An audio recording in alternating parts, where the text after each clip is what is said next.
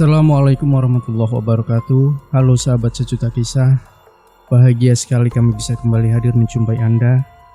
Dan seperti biasa, kami akan menghadirkan kisah-kisah nyata misteri yang menarik untuk Anda simak. Kali ini, kami sudah menyiapkan sebuah kisah nyata misteri yang berjudul Arwah Noni Belanda itu mencengkram kaki, hendak menenggelamkan saya. Hantu nenek teman saya bersemayam di kolam renang.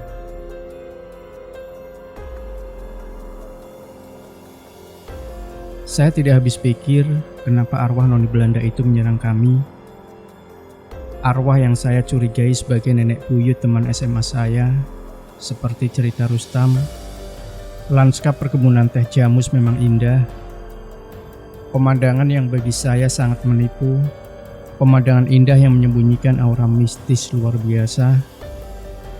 Rustam lahir dan dibesarkan dekat-dekat situ juga. Desa Ngrambe namanya. Dia anaknya tokoh masyarakat setempat, teman sekolah saya di SMA, anak blasteran. Ketika libur sekolah, Rustam mengajak saya dan Gogon menginap di rumahnya di lereng Gunung Lawu. Tentu kami mau.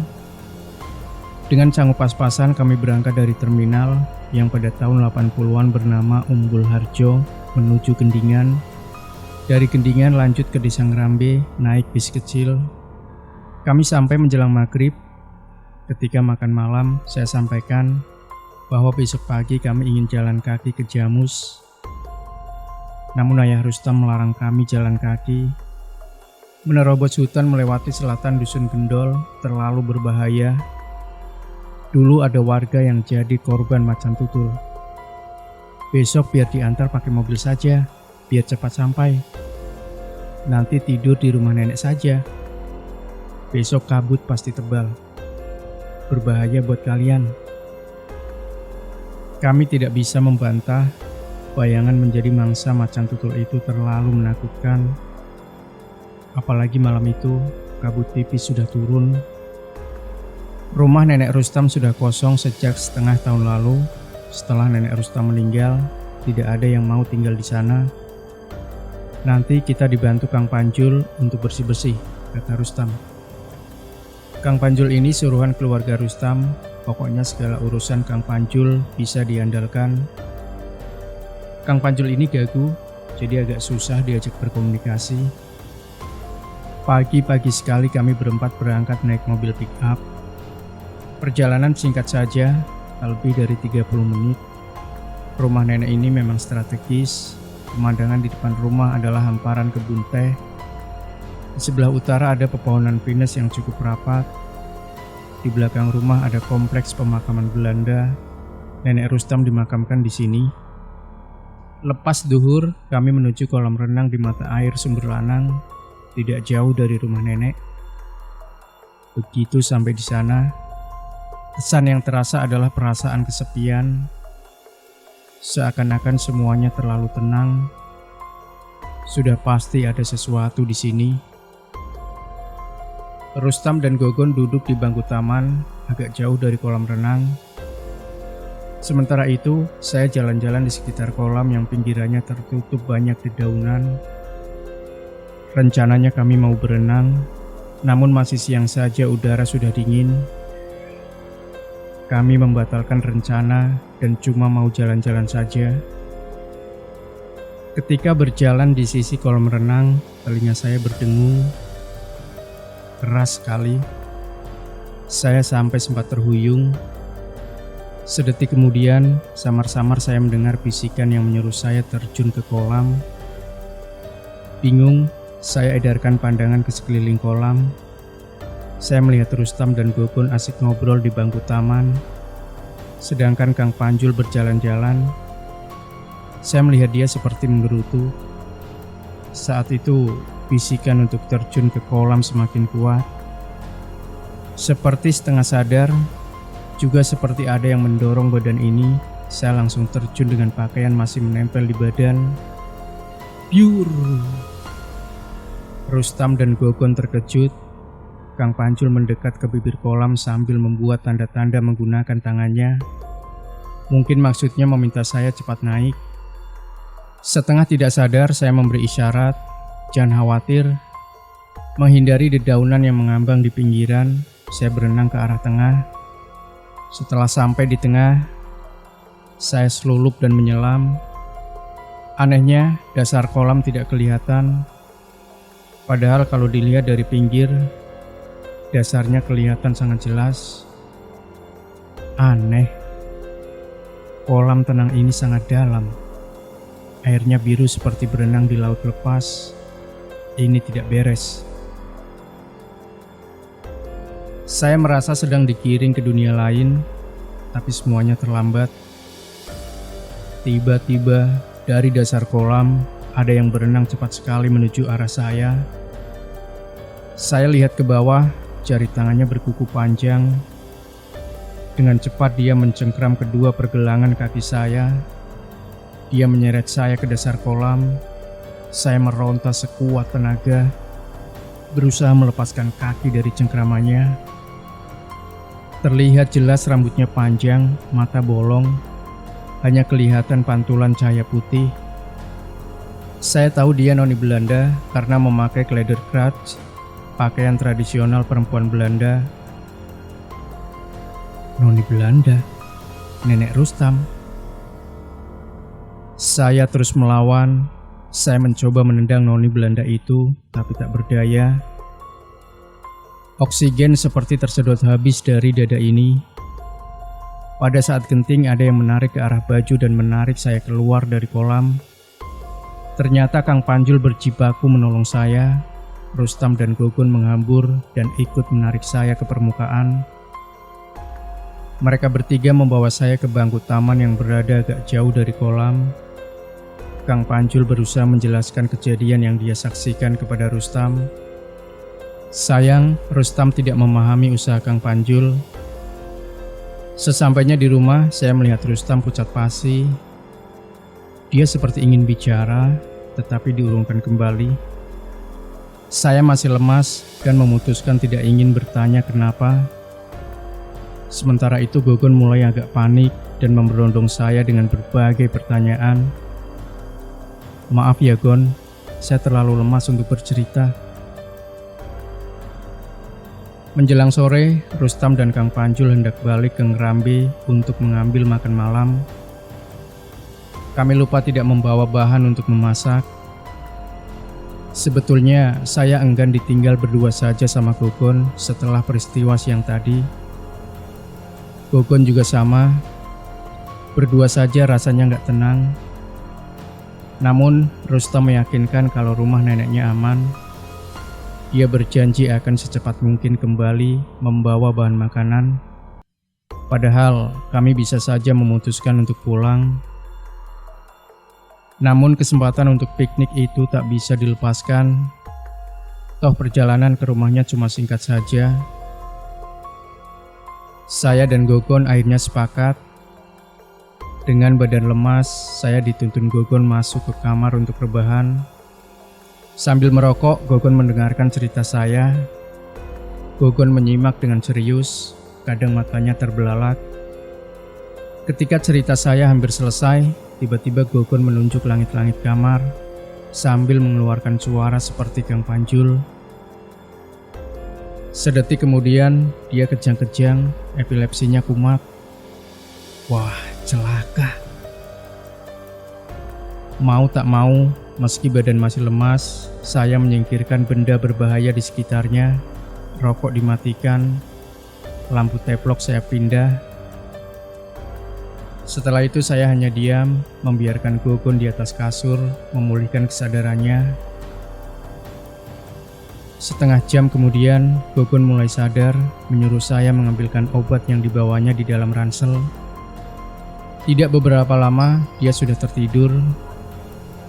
Di dalam kamar saya merasa makin gelisah. Rustam dan Kang Panjul tak kunjung datang. Karena masih lemas, saya sempat tertidur di samping Gogon untuk kemudian terbangun karena kaget ketika wajah noni Belanda itu muncul begitu saja dalam mimpi saya. Saya lirik jam di dinding, sudah pukul 10 malam. Suara mobil pick up belum juga terdengar. Rumah nenek Rustam terasa makin sepi. Kabut tipis masuk di sela-sela ventilasi kamar. Tiba-tiba pintu rumah diketuk dan ada suara uh. Jelas ini suara Kang Panjul. Namun saya segera sadar kalau tidak ada suara mobil merapat. Kayaknya tidak mungkin Kang Panjul jalan kaki. Lagian, kalau datang bersama Rustam, mana mungkin Kang Panjul perlu ketuk pintu sambil manggil-manggil. Saya lihat Gogon sudah tidur pulas, menegur pula. Sejahtera kamu Gon, saya yang stres. Terdengar lagi pintu luar diketuk, malah semakin keras.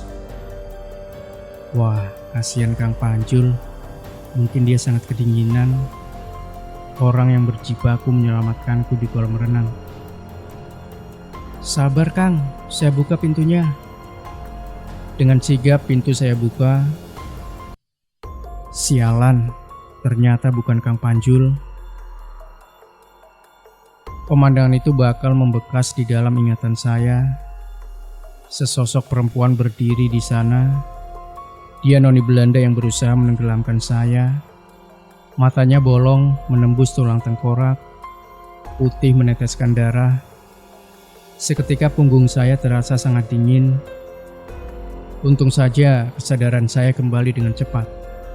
Saya banting pintu, lalu susah payah berlari ke kamar. Saya kunci rapat-rapat dan duduk di samping tempat tidur. Belum juga reda ketakutan ini, saya mendengar suara orang batuk dari arah dapur. Suaranya sangat jelas dari arah belakang, artinya dari sebuah kamar nenek Rustam. Seketika saya sadar bahwa makhluk halus bakal dengan mudah menembus dinding. Saya takut noni Belanda itu sudah masuk dari belakang rumah. Saya berusaha membangunkan Gogon. Namun karena obat yang dia minum, Gogon tidur pula sekali. Hampir seperti orang mati. Ketika sibuk membangunkan Gogon, pintu kamar diketuk. Kali ini terdengar suara batuk orang tua dari luar kamar. Saat itu ada pergolakan batin yang muncul. Apakah noni Belanda itu adalah nenek Rustam? Mengapa saya yang dia incar? Kenapa bukan Rustam? Kesadaran baru itu seperti menjadi pendorong bagi saya untuk mencari tahu. Saya merasa harus melawan teror noni Belanda ini. Seperti ada dorongan kuat, saya menuju pintu dan membukanya. Sambil menahan nafas, saya beranikan menatap makhluk itu. Namun ternyata tidak ada siapa-siapa di depan saya. Detak jantung sudah mau pecah saja ketika suara batuk orang tua kali ini terdengar dari arah dalam kamar. Saya balikan badan dengan cepat. Sebuah pemandangan janggal tersaji di depan saya. Noni Belanda itu melayang horizontal di atas Gogon yang tidur pulas. Saya hendak berteriak, tapi tak bisa. Saya jatuh terduduk ketika noni Belanda itu menoleh ke arah saya, sembari masih melayang secara horizontal. Dari badan noni Belanda itu ada air yang menetes-netes. Tetesan air yang akhirnya membangunkan Gogon. Begitu membuka mata, dia kaget setengah mati dan mencoba menggeser tubuh, menjauhkan mukanya dari muka noni Belanda yang cukup dekat. Aji! Gogon berteriak kencang ketika berhasil beringsut dari tempat tidur dan menghampiri saya. Lari ayo! Teriak Gogon karena saya mematung saja. Gogon menarik tangan saya begitu keras sampai saya bisa berdiri. Kami menghambur keluar dari rumah itu. Kami tidak tahu berapa lama kami berlari. Ketika dari kejauhan melihat pick up Kang Panjul dan Rustam, saya lega sekali. Secara singkat saya menceritakan teror noni Belanda di rumah itu. Kang Panjul diam saja ketika Rustam menyuruh saya diam di tempat.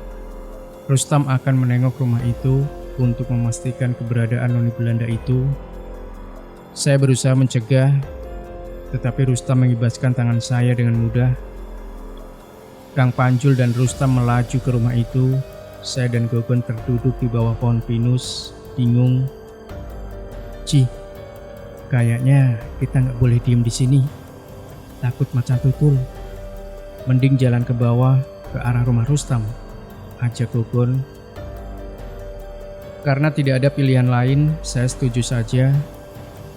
Kita berjalan pelan sambil mengedarkan pandangan ke bantaran hutan di kiri dan kanan jalan. Beberapa menit berjalan, dari selokan jalan ada 2 sinar dari senter yang menyorot kami. Setelah memicingkan mata, ternyata Kang Panjul dan Rustam, dan di belakangnya ayah Rustam juga ikut berjalan. Rustam, kenapa jalan kaki? Tadi kamu ngebut ke rumah nenek. Kang Panjul juga. Gogon mulai panik. Rustam kaget. Mobil saya rusak, mendadak mogok. Saya dan Kang Panjul memutuskan berjalan kaki karena kalian cuma berdua. Bapak menemani kami. Lalu, kami tadi melihat siapa? Saya bertanya dengan suara yang terdengar begitu lemas. Hening sesaat menyadarkan saya bahwa teror noni Belanda belum berakhir. Tiba-tiba ayah Rustam berkata, lebih baik kita segera putar balik, kembali ke rumah, nanti saya jelaskan semuanya. Rustam bingung, sementara Kang Panjul terlihat sangat cemas. Saya dan Gogon saling pandang sebelum mengekor rombongan. Sepanjang perjalanan, punggung saya terasa begitu dingin. Dinginnya seperti air kolam dari pegunungan yang tertutup kabut. Dingin sekali. Demikian sahabat Sejuta Kisah, tinggalkan komentar Anda, like, share video ini, subscribe channel Sejuta Kisah, dan nantikan kembali kisah-kisah nyata misteri terbaru dari kami selanjutnya. Sampai jumpa, wassalamualaikum warahmatullahi wabarakatuh.